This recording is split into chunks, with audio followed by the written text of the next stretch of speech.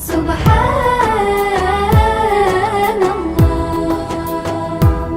Subhanallah.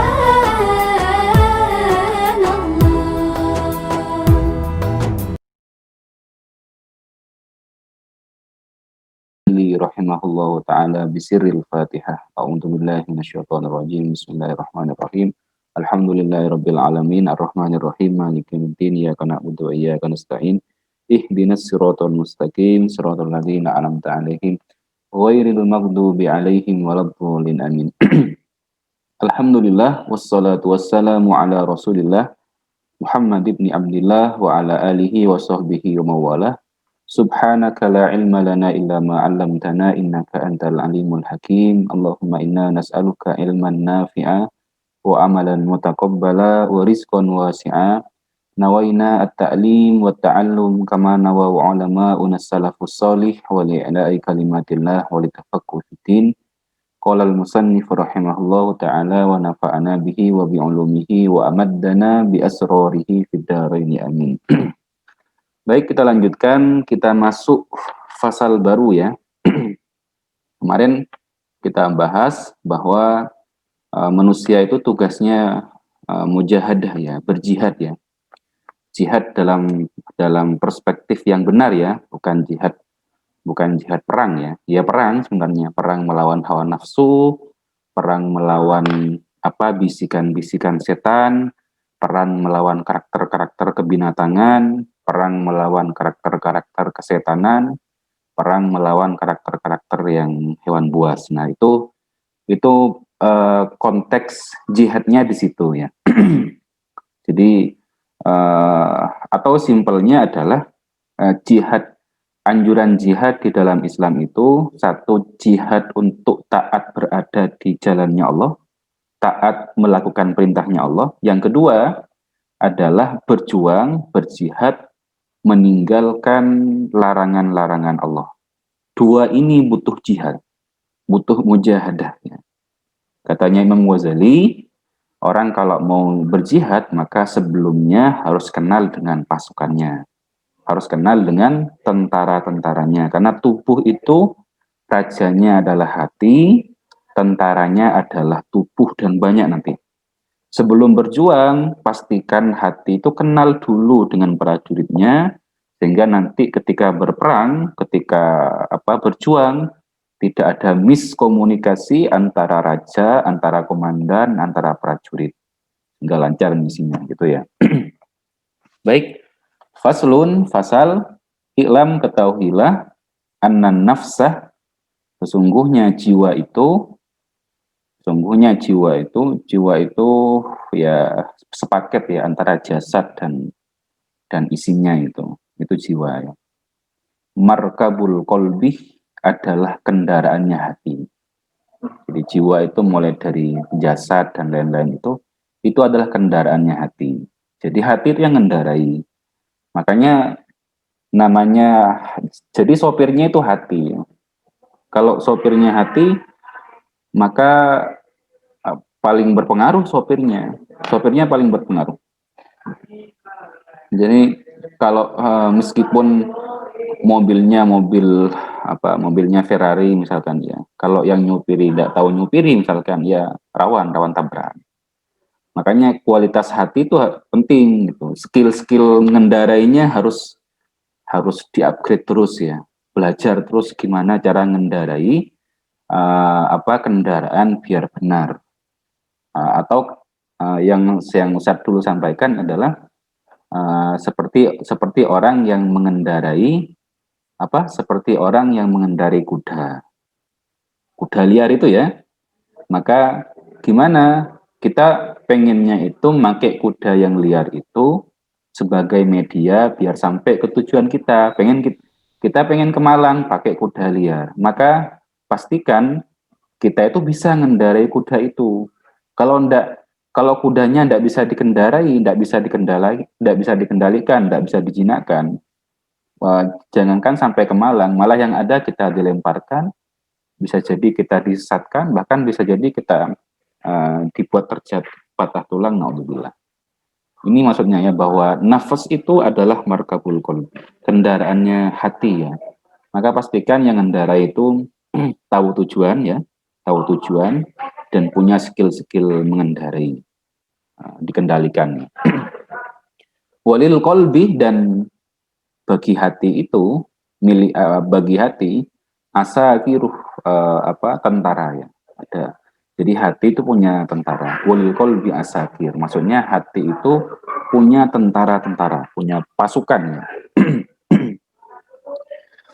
Kama qala subhanahu wa ta'ala, sebagaimana Allah berfirman subhanahu wa ta'ala, wa ma ya'lamu junuda rabbika illahu. Al-Muddatsir ayat 31.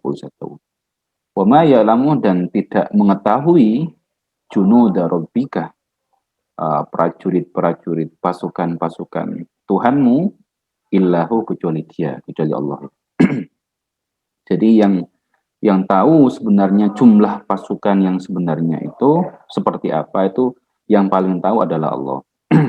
Makanya Allahu a'lam ya, Allah yang maha tahu, Allah yang lebih tahu. Wal qalbu mahlukun li amalil akhirah. Hati itu mahlukun, adalah diciptakan. Hati itu diciptakan, misinya adalah li amalil akhirah, untuk amal akhiratnya. Jadi hati itu sebenarnya diciptakan untuk beramal akhiratnya, meniti jalan-jalan akhirat. Makanya di hadis itu Rasulullah bersabda, al-kayyisu, orang yang cerdas itu, insya Allah sudah hafal ya. Al-kayyisu, orang yang cerdas itu, mandana nafsahu, adalah orang yang bisa mengendalikan, bisa menundukkan nafsunya. Nah itu kan ya. Ini kan anan nafsah markabul qalb, gitu kan. Nafsu itu dikendalikan. Nafas itu tubuh ini ya, tubuh casing itu kan kadang ngajak kepada hal-hal yang tidak baiknya. Mulut kadang ngajak ini, pengen ngerasani orang gitu kan ya, pengen gosip gitu. Hidung ngajak pengen mencium sesuatu yang tidak halal misalkan. Nah itu dikendalikan. Orang yang cerdas itu yang bisa mengendalikan seluruhnya itu. Nafas itu dikendalikan. Al-kayyisuh mandana nafsahu. Orang yang cerdas, katanya Rasulullah, adalah orang yang bisa menundukkan nafsunya, nafasnya itu. Makanya saya tadi bilang bahwa nafas itu seperti kuda liar. Kalian yang selamat itu adalah orang yang bisa mengendalikan kuda itu biar jadi kendaraan untuk sampai ke tujuan. Karena tidak bisa dibunuh itu, tidak boleh dibunuh ya. Kuda itu tidak boleh dibunuh. Kenapa? Karena kendaraan. Nafas itu tidak boleh dibunuh. Kenapa? Dia jadi kendaraan kita menuju akhirat soalnya. Tapi kalau dibiarkan pasrah, kita bisa melenceng dari akhirat. Kalau kuda itu tidak dilatih, tidak dikendalikan, tidak dijinakkan, kita bisa dibawa lari sama kuda itu. Dan bisa jadi kita malah tersesat, bisa jadi malah kita dilemparkan sama kuda tadi itu. Makanya hati itu adalah mahlukun li amalil akhir. Diciptakan, sebenarnya misinya adalah untuk beramal akhirat. Lanjutan dari hadis yang saya tadi sampaikan, al-kayyisu mandana nafsahu, orang yang cerdas itu yang bisa mengendalikan dan menundukkan nafsunya, dirinya itu, wa amilah lima ba'dal maut, dan beramal untuk setelah mati. Itu akhirat itu. Jadi amalnya itu orientasinya untuk setelah mati. Nanti ada pertanyaan, loh, Ustaz, kan kita hidup itu 24 jam tidak mungkin kan beramal akhirat terus itu. Kita kan butuh main, butuh olahraga, butuh tidur, butuh makan. Itu semuanya bukan akhirat. Nah, di sini pentingnya manajemen niat itu. Apa manajemen niat itu? Fungsinya biar amal yang terlihat dunia itu bisa berubah jadi akhirat. Ya tidur misalkan ya, kamu mau tidur misalkan, itu kan dunia amalnya. Gimana biar tidur yang lama itu di malam hari? Kan standarnya tidur 8 jam ya, idealnya 6 sampai 8 jam, paling sedikit 6 jam katanya kesehatan kan gitu. Apalagi di pandemi begini kan ya, tidak boleh kurang tidur biar imunnya terjaga kan gitu. Bayangkan 8 jam misalkan kita nuruti tidur, terus akhirnya tidak bernilai akhirat, kan Ada 6 jam sia-sia tiap hari. 6 jam kali sebulan berapa? 6 jam kali setahun berapa? Umur kita misalkan sudah 20, 23, 25. 6 jam tiap hari dikali 25. Ada berapa tahun yang mati di kehidupan kita itu? Makanya manajemen niat dimainkan. Sebelum tidur itu kita atur niatnya. Saya tidur itu bukan untuk melampiaskan nafsu tidur, enggak. Tapi kita itu biar sehat katanya. Katanya harus tidur biar tubuh itu harus direhatkan. Direhatkan, diistirahatkan biar nanti bangunnya itu segar, tidak sakit-sakitan. Kalau ibadah, kalau mau tahajud dia lebih semangat. Akhirnya dengan niat begitu, tidur yang 8 jam itu, mulai sejak awal menutupkan matanya itu sampai membuka mata, itu bernilai pahala akhirat. Ini yang dimaksud dengan pentingnya manajemen niat. Agar amal kita sehari-hari yang 24 jam itu banyak bernilai akhiratnya. Olahraga gitu juga. Bismillah ya Allah saya mau olahraga. Niatnya apa? Niat mensyukuri nikmat sehat, niat mensyukuri nikmat badan, saya dikasih kaki sempurna, dikasih tangan sempurna, saya syukuri dengan cara dijaga, diramut dengan olahraga. Biar kalau saya sehat, ibadahnya tidak berkurang, ngajinya tidak berkurang. Karena kalau sudah sakit, ibadahnya pasti berkurang, ngajinya pasti berkurang.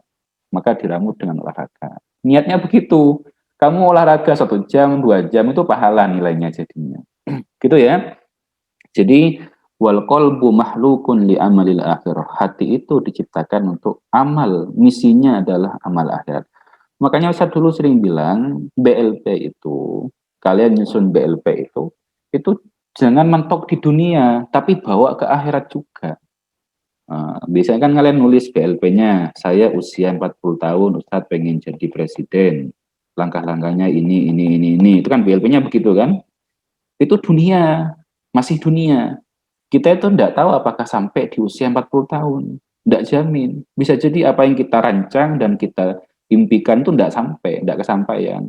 Yang paling penting itu justru, yang pasti kesampaian adalah setelah mati. Ba'dal maut itu, amalul akhirah itu. Maka BLP-nya harus tertulis sampai mati. Gimana cara misalkan, saat impian saya itu, kalau mati, saya pengen matinya di masjid. Wah, itu BLP akhirat itu. Langkah-langkahnya apa? Apa langkah konkretnya biar saya nanti potensinya besar untuk mati di masjid? Oh, saya satu, saya aktif di masjid. Dua, jadi pengurus masjid. Tiga, saya sering itikaf di masjid. Sehingga karena kesibukan saya sering di masjid, harapan terbesarnya adalah mati di masjid. Saya pengen mati ini, dalam keadaan ngaji. You sering ngaji. Saya pengen mati dalam keadaan sujud. You sering sholat berarti. Itu namanya BLP melampaui dunia sampai akhirat. Itu pasti terjadi. Kalau BLP dunia itu belum tentu terjadi.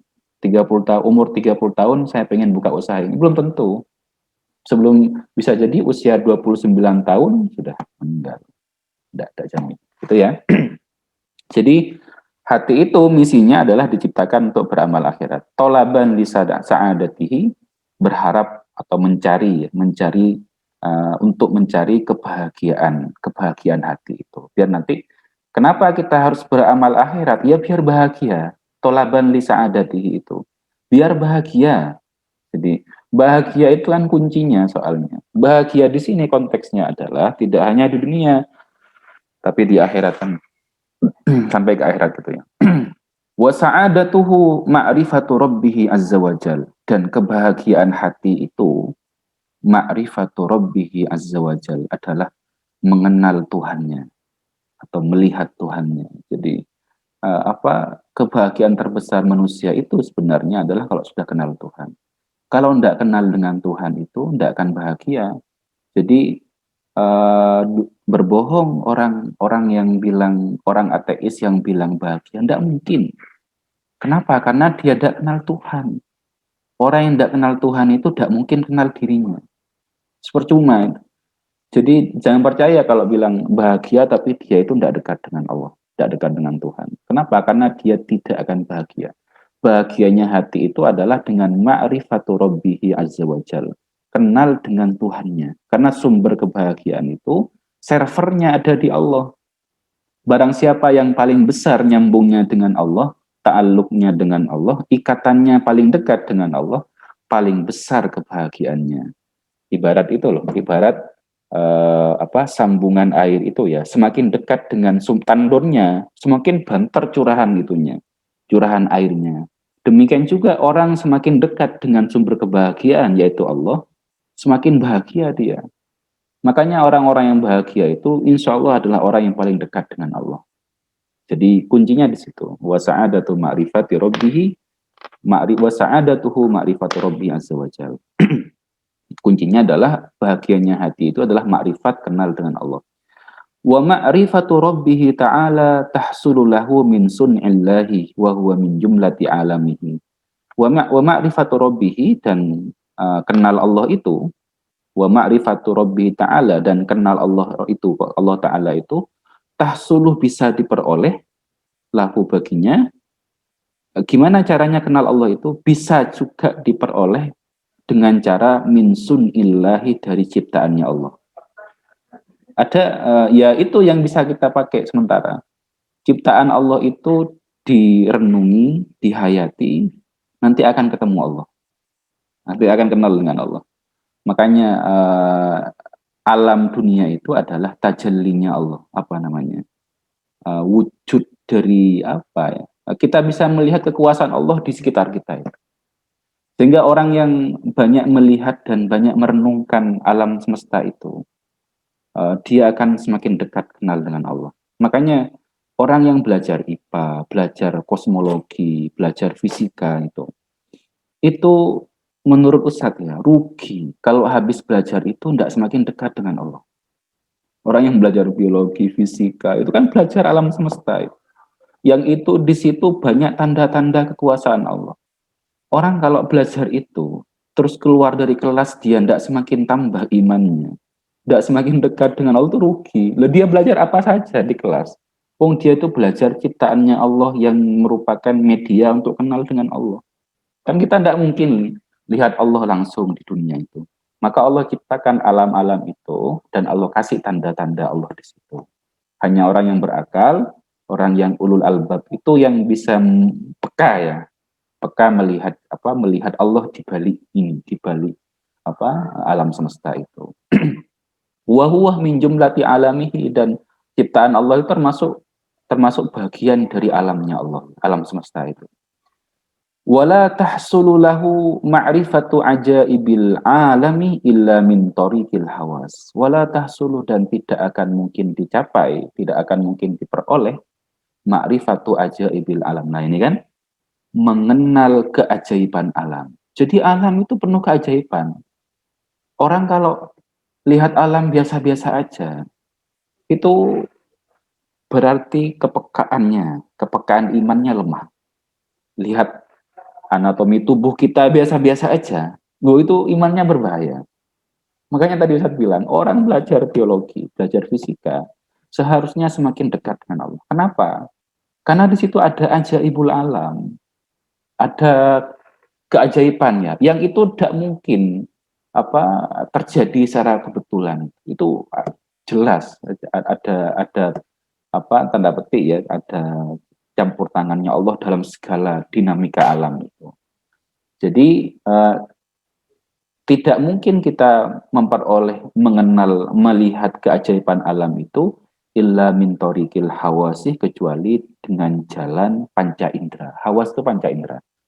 Panca indera yang 5 itu ya, panca indera meraba, panca indera pendengaran, kemudian penglihatan, kemudian penciuman dan pengecap itu.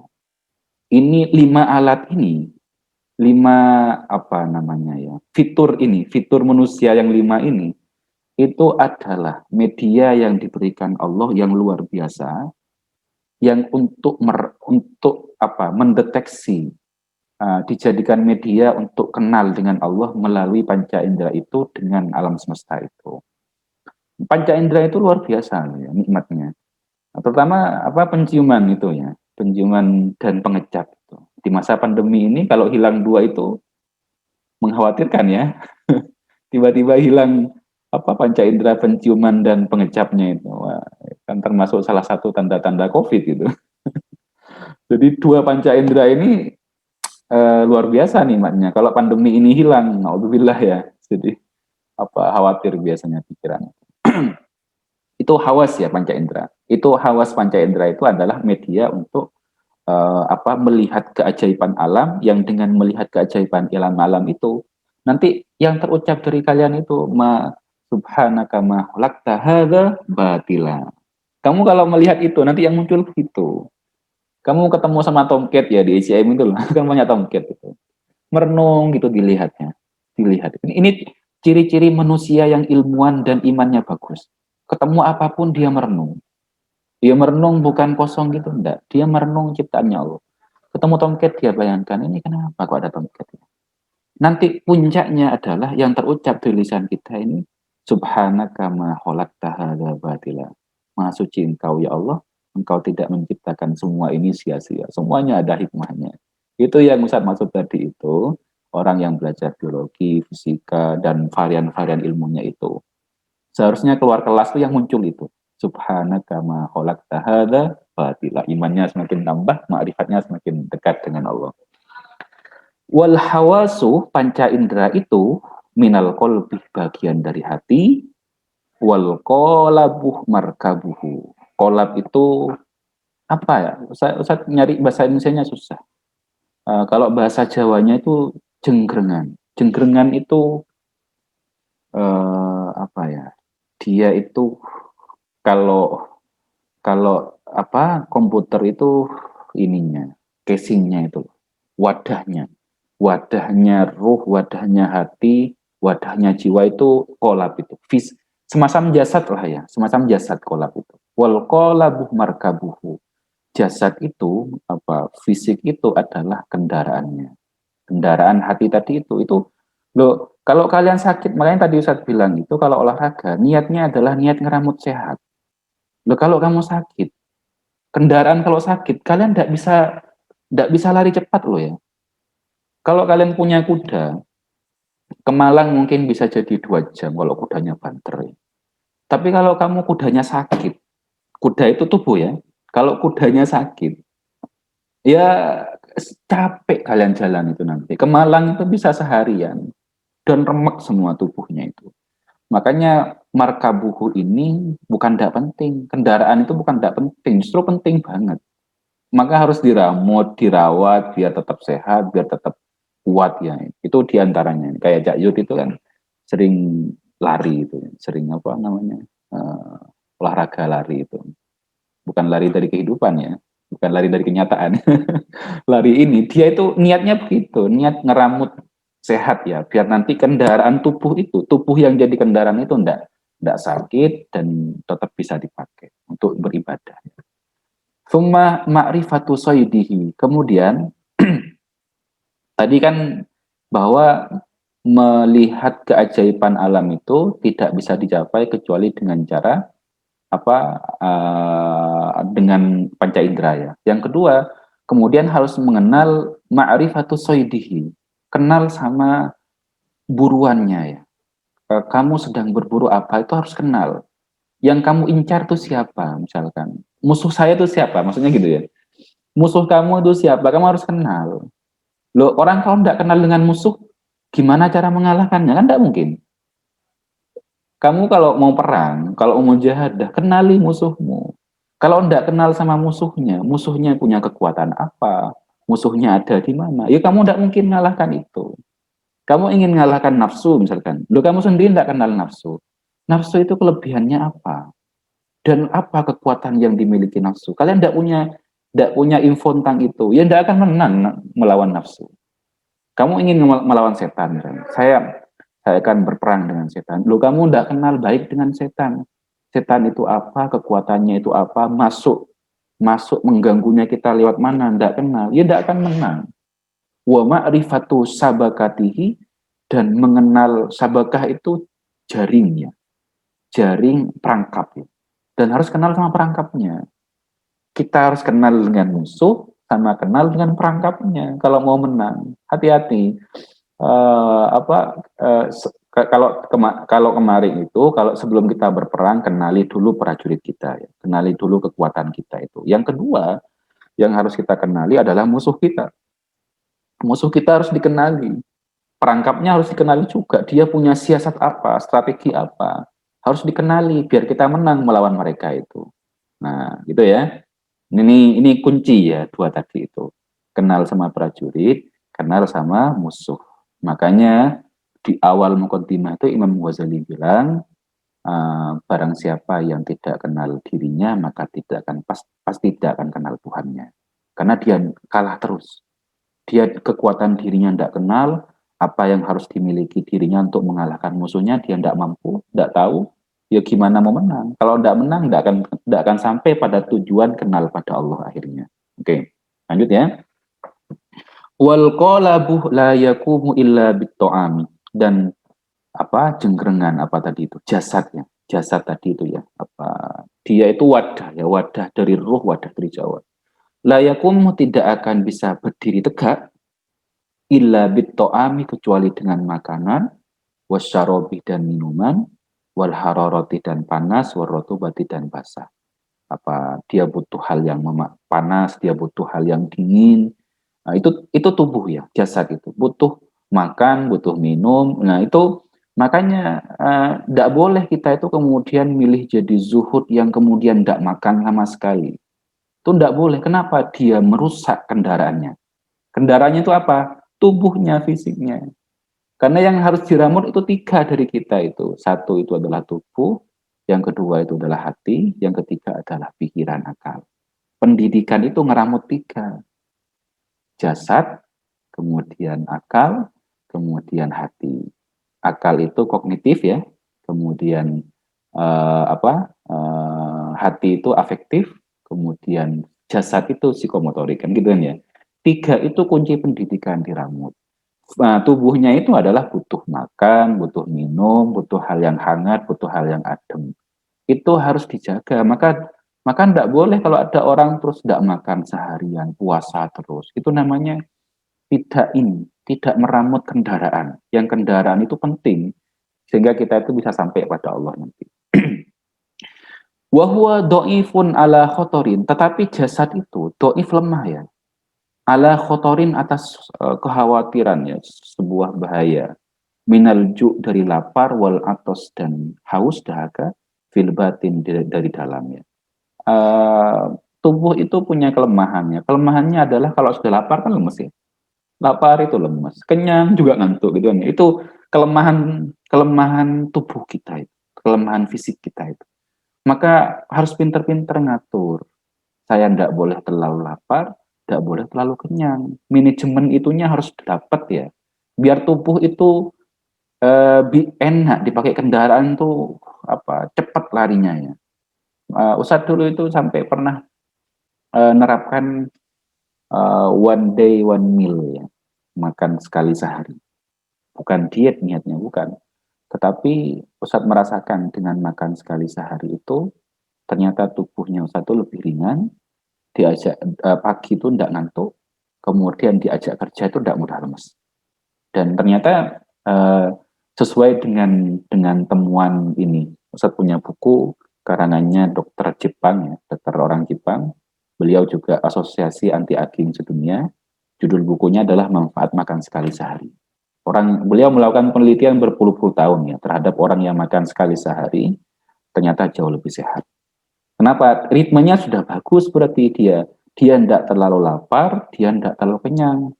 Saya pernah menyampaikan bahwa sumber masalah terbesar adalah batan, perut ya. Kan ada dua, al-batnu wa ma tahta. Perut dan yang di bawahnya. Itu dua sumber kerusakan. Tetapi perut itu lebih parah. Karena kerusakan di bawahnya perut itu banyak faktor dari perutnya. Orang kalau kenyang itu mudah berbuat kerusakan. Oke, lanjut. Wa ala khotorin anil minal ma wan nar fid dhahir. Dan jasad itu punya sesuatu yang mengkhawatirkan juga apa itu? Dia takut air, dia takut api, fid dhahir dari luar. Kalau dari dalam, tubuh kita itu bermasalah kadang kalau sedang lapar dan kadang kenyang. Dari luar, dia rawan rusak kalau kena air, rawan sakit, kena kehujanan itu rawan sakit. Takut kan, tubuh kita kan kalau, makanya mantel itu kan laku, jas hujan laku, payung itu laku. Kenapa? tubuh kita itu takut dengan air hujan. Meskipun air hujan itu berkah sebenarnya. Yang kedua dengan api. Itu kelemahan kelemahan tubuh kita itu. Dari dalam dia mudah lapar, dia mengkhawatirkan, dari luar dia takut dengan hal-hal yang berbahaya seperti api dan air itu. Wa huwa muqabilu a'da'in katsira. Padahal dia berhadapan dengan banyak musuh. Jadi musuh kita tuh banyak loh ya. Musuh kita itu banyak, ada di dalam diri kita, ada di luar kita. Makanya tadi itu penting kenal soiduhu. Musuh kita tuh harus dikenali buruan kita itu. Karena kalau tidak kenal musuh, bisa jadi dianggap teman. Lu kan bahaya. Nafsu dianggap teman kan bahaya. Oh enggak Ustaz, nafsu itu baik kok ini dong. Malah bahaya, musuh dianggap teman. Kenapa? Gara-gara ndak kenal siapa yang harus kamu musuhi, siapa yang harus kamu perangi. Malah musuh dijadikan kawan, padahal dia membawa kerusakan pada kita.